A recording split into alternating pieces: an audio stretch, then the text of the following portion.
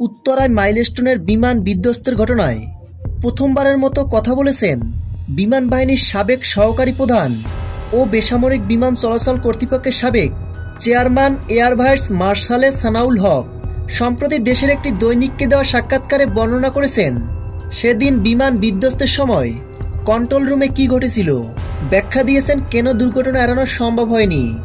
বিমান বাহিনীর এই শীর্ষ কর্মকর্তা বলেন, ফ্লাইট লেফটেন্যান্ট তৌকির ইসলামের মিশনটা ছিল এমন যে সে রানওয়ের উপর 15 থেকে 20 মিনিট ম্যাক্সিমাম ফ্লাই করবে।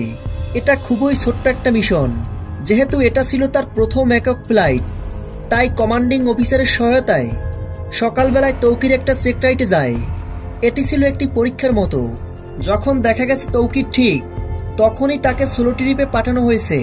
পাইলট তৌকির যখন বিমান নিয়ে উত্তোলন করেন, তার কমান্ডিং অফিসার পুরোটা সময় জুড়ে কন্ট্রোল রুম থেকে তাকে পর্যবেক্ষণ করছেন।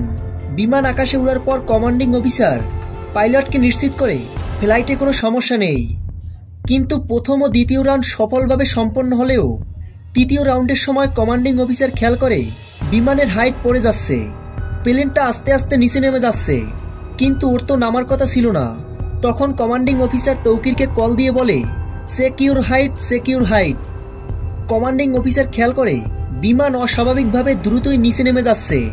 তখন কমান্ডিং অফিসার দুবার তৌকিরকে বলছেন, ইজেক্ট, ইজেক্ট, কিন্তু ও কোনো রিপ্লাই দেয়নি।